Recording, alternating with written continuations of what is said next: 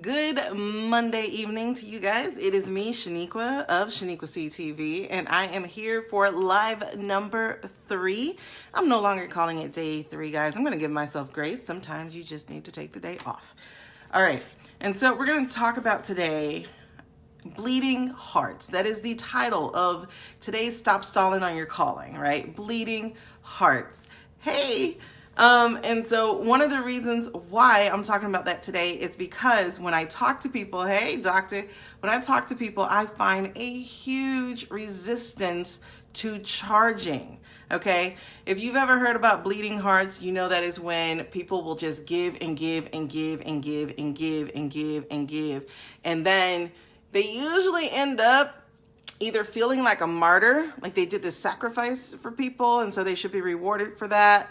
They feel like they usually got to be thanked a lot for it, or oftentimes they start getting bitter because they weren't getting any kind of energetic exchange about it. So the people I'm talking about today is the one who is afraid to charge what they're worth. And so when we talk about that, I want to consider why it is a reason why people may not want to charge. Hey, doctor. And so Dr.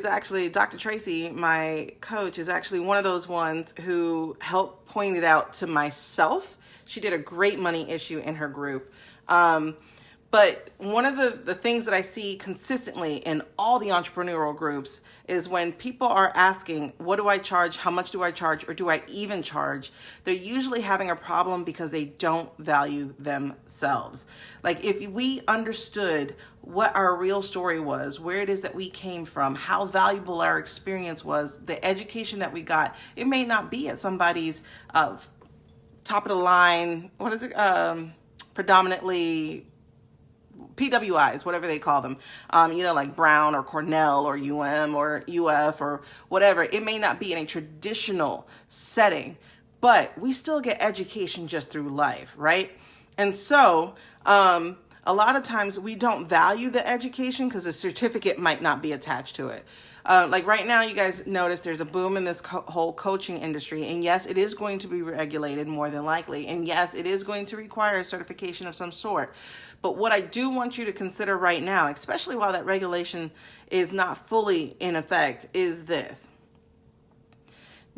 Does a piece of paper say that you are truly less valuable than a person who put in 120 hours?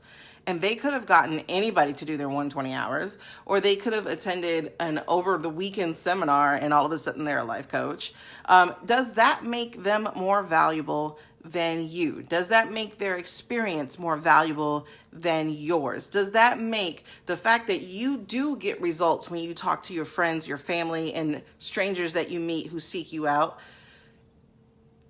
Do the fact that you get results and they are still yet to be proven, but they got their certificate, does that make them more valuable than you? And I stress the bull right there because I want you to understand that that's not true. When you check your resume, when you check the things that you have done, what you've been through, what you've overcome, and how you've helped people, you will begin to start seeing that not only do you have that experience, but you got the on-the-job training. Okay. And so even though you might not be certified by some pop-up school, chances are you are certified by your calling, because if you are feeling called to be in this place, then truly believe that you have been qualified for it. And if you don't believe me, you got to go back to the day one talk. You got to look at that Moses Complex talk that I did. All right. And so, but when you come from a place of the heart, there's something called the heart-centered entrepreneur versus, I guess, the money-centered entrepreneur. And a heart-centered entrepreneur is very similar to a teacher, very similar to a nurse, very similar to a social worker. We do it because we love it. We do it for the aha moments. We do it for the teachable moments. We do it to see people grow. We do it to help other people blossom. We do it for that. But the truth is, and this is a phrase that we say repeatedly over and over again, but today we're going to stop and listen to it. Okay? You cannot pour from an empty cup.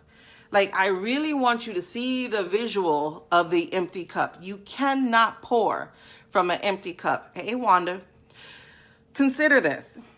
Matter of fact, I got one for demonstration purposes. Okay, not for demonstration purposes, but it was on my desk. All right, here's an empty cup. It's empty now. Okay, here's an empty cup, right? There is nothing in it except some lotion I exploded, but there's nothing in it, okay? So if somebody comes to me and I'm already depleted, I'm already at a negative, I know that I got the skills to help them, but I don't have the energy right now. I'm not filled spiritually, emotionally, and mentally. I'm not filled. What I'm going to give them is not going to be my best. It'll be my best right then, but it wouldn't be my best if I was pouring, as if I was pouring from my overflow.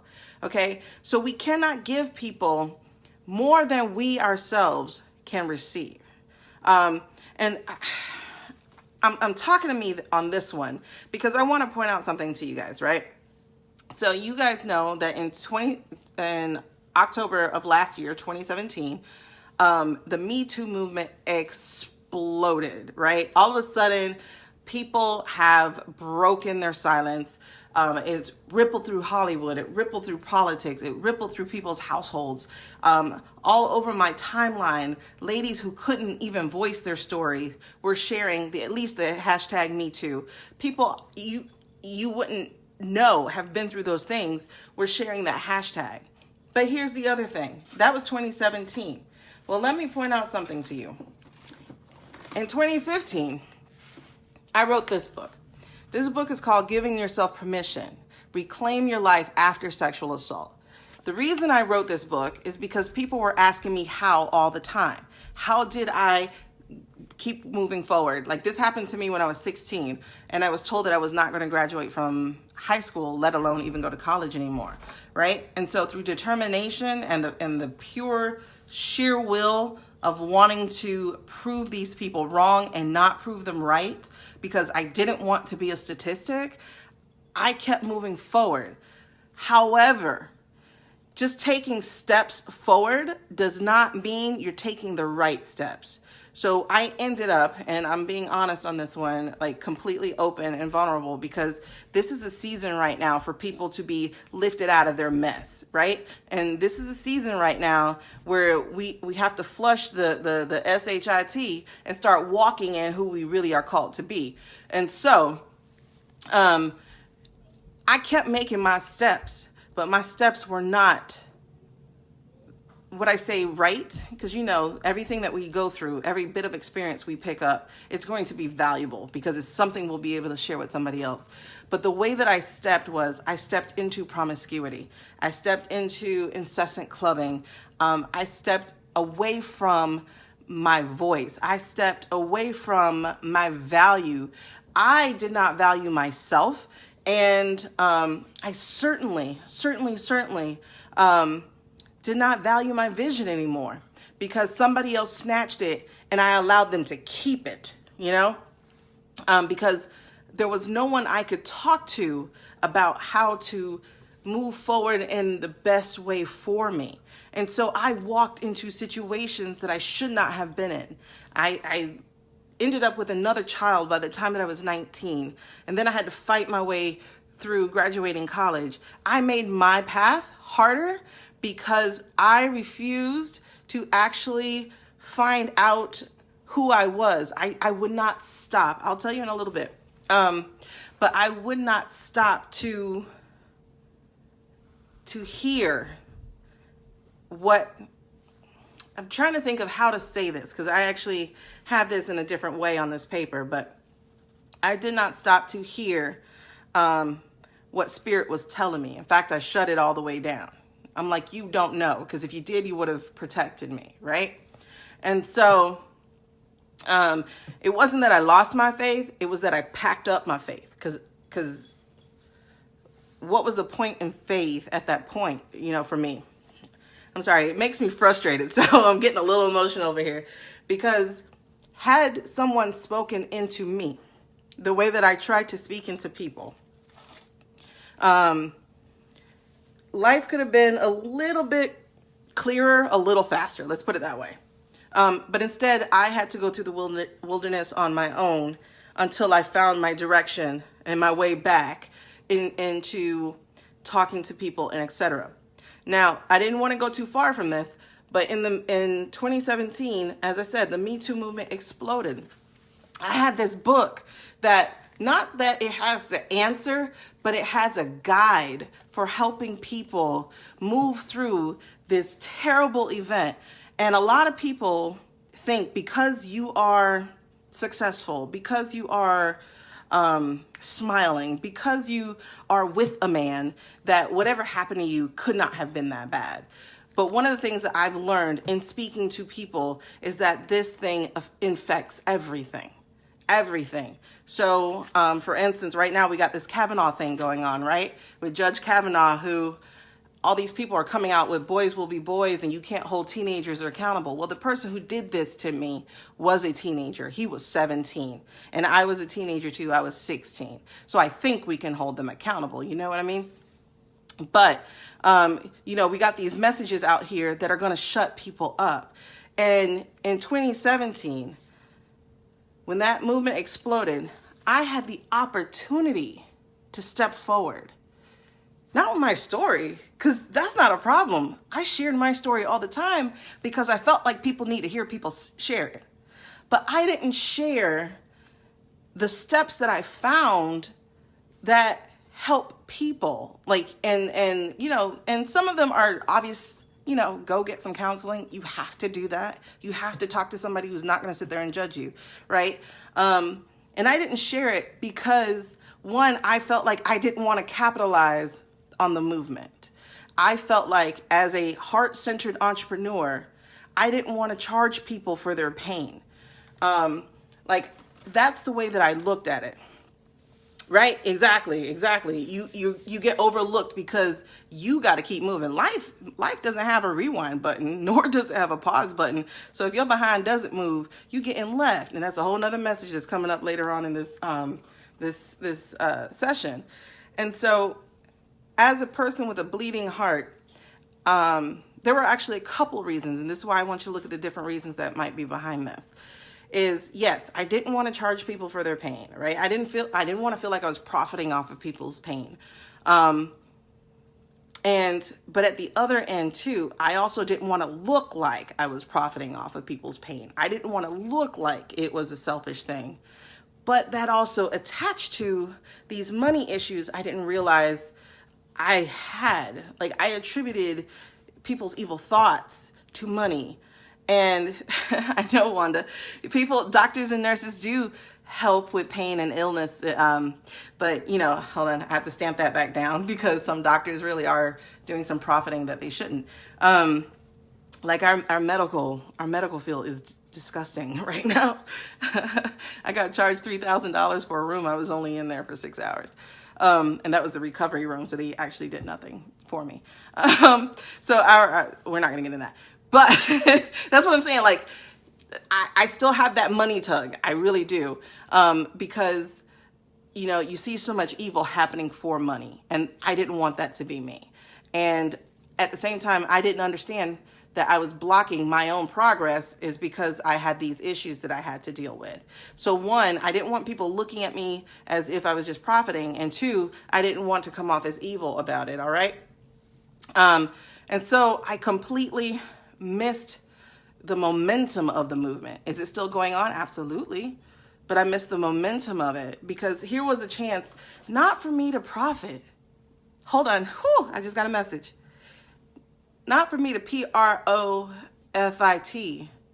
but I could have stood up with his word and gave people a different type of profit. You understand? Like, I don't claim to be a prophet. I do have premonitions and all those things. But at the same time, this was not my book.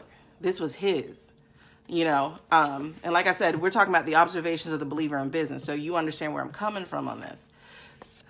I missed it. I got it. I receive it now. You know, because it's an ever-growing process. It's an ever-growing process.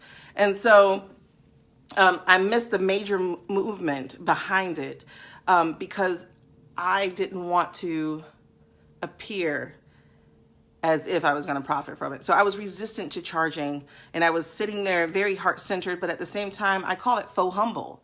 Is like, you think you're supposed to be this head down person, but God didn't make you that way. God doesn't want you to be braggadocious or be filled with braggadocio, but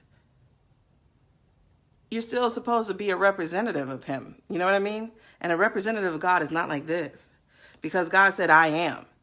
And so when people go, oh, you're really good, you're not supposed to go, it was nothing. You should say what he says. Oh, I am. Thank you. You know what I mean? And so let's flip this, because what we have to do is we have to get comfortable with understanding that we're not supposed to operate from that lack. Because if there's nothing in here, what are we pouring? We are pouring what's essential to us to keep moving. And our emotional bank account is not supposed to be negative. Our energetic bank account is not supposed to be in the deficit. What we give, we should also be receiving. And money is just energy. And so when you pour yourself, your energy, your knowledge, your experience, money or an equal of another value is supposed to come back to you. That's basic science. Energy is neither created nor destroyed. Matter is neither created nor destroyed. In other words, it should be flowing at all times in both ways. Okay? And so one of the things that you want to do is consider the story that you're telling yourself. And right now, I'm actually hosting a challenge. It's called the $5 Sneak Peek Challenge into my writing course. And this week, we have a powerful week. The sneak peek is a powerful week of figuring out what your power story really is. Like, who are you really? Like, take a look at you and what your real story is, not the one that you're feeding yourself. And so if you want to take advantage of that, I'm requiring an investment in you, because as I just told you, I can't be a bleeding heart. I can't just give and you not give back. And so in this case, your give back is your investment in yourself. That's what I want to see. I want to see people stop asking for free, because it's not an investment in you. And when you don't invest in yourself, you do not appreciate and own what it is that you are receiving for free. I mean, some things free are great, free coffee, awesome. Free donuts, awesome. But when you are about to make a transformation, and I promise you that's what's going to come out of my whole entire program, but even just a sneak peek, when you are getting ready to make a transformation, invest in yourself. And right now, that investment is just $5. And so the link for that is going to be bit.ly/5 sneak peek. And that's a capital S and a capital P. So 5 SNEAK. I always want to throw another A. PEEK, right? Wanda.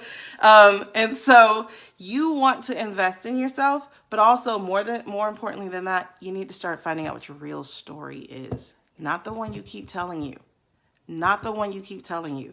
And now, if you're trying to get the book, I actually do have these copies, hardcover, paperback, like in my hand. If you want them, then it is just $10, and that includes shipping.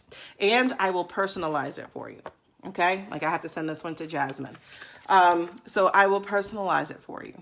So if you're interested in this book, October's coming up. If you're interested in this book, because I know what statistically it says 1 in 4, but I'm going to tell you, I think it's a little bit higher than we know it to be.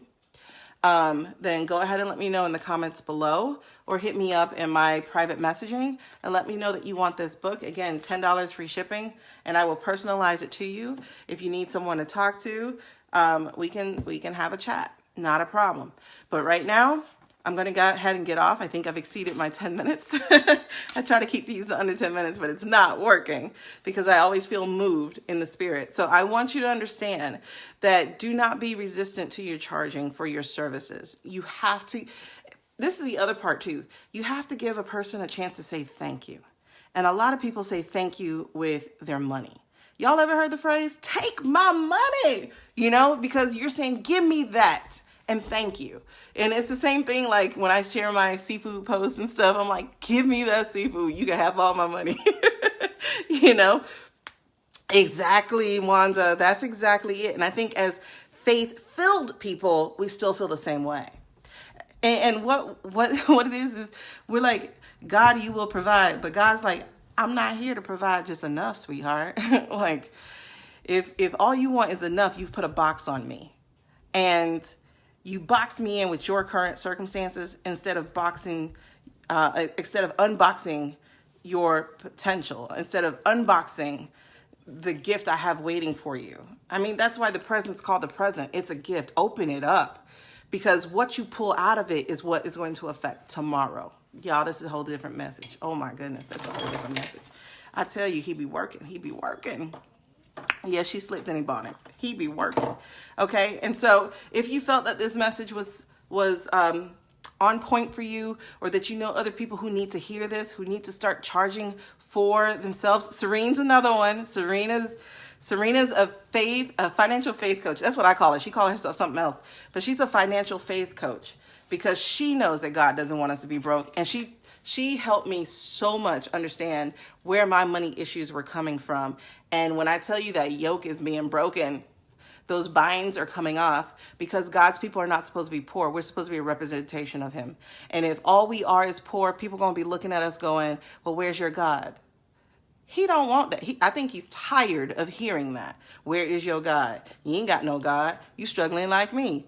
We need to step into who we are, our gifts and our purpose, and start showing them that prosperity is in everything. It's not just financial. So we need to live a life where, y'all, I'm gonna keep going. We need to live a life. Somebody posted on one of my comments the other day, and they said, because I was talking about the word minority. Like, I feel like we need to stop using the word minority. Everybody does. Because the word minority is what keeps us stuck. You know, if we start going, white people and minorities, that's going to keep us all in the other field instead of just people, And so we need to stop owning and holding on to this label of minority. And a person responded to that and was like, yes, because words are prayers. So the words that drip from our mouths, no matter how we're using them, they're our prayer. They're what's landing on his ears. And, he goes, that ain't what I got for you, but if that's what you want, then okay. I'm going to keep nudging you over my way. Eventually, hopefully, before you get on your deathbed, we get this thing figured out. And the thing most that people need to figure out is that they are not who they think they are. And that sounds very blanket, but if you listen to the stories that people tell themselves, like they'll be like, my mom said this, my past relationship said this, I didn't finish this, so I'm a failure. Like, the way that people talk to themselves is destructive, and God is mobilizing his people to break the destruction. And that sounds like oxymoronic, but it is. Because we have got to understand who we really are. And we ain't that. We are not that. We are not meant to be poor in spirit and finances. Like, there's no way. There's no way that's supposed to happen. And if that was supposed to happen, why would he tell people to go fishing over there and fill up their boat and then feed other people with abundance? Because we cannot pour from an empty cup. We can't. People are like, I want to give back. I want to give back. What you going to give back from? Yeah, you can do some things where you show up in person. That's great. But at the end of the day, that person that you showed up for does have to go home and eat. So unless you're teaching them a skill to provide for that, we got to teach people how to fish. True. But we got to learn how to string the rod, I don't know if that made sense because I don't go fishing. But it's real. And, I talk to you guys as much as I talk to myself, because I've felt prosperous my whole life. And I felt prosperity around me, and not because of prosperity coaches and prosperity pastors and all that kind of stuff. No, I've always felt like I was supposed to be in a different sphere because it was always there. Like it was just there. But I chose, because my words were prayer, I chose to keep walking this faux humble life. When one of the things I have to realize is he made me powerful. And the things that I've been through, whether I was supposed to go through them or not, they are now powerful tools in my arsenal for helping. And so I'm out here, and I hope that you guys take this message and you get out there too. And start first with getting your power story. Understand your power story. And so I'm going to drop the link below.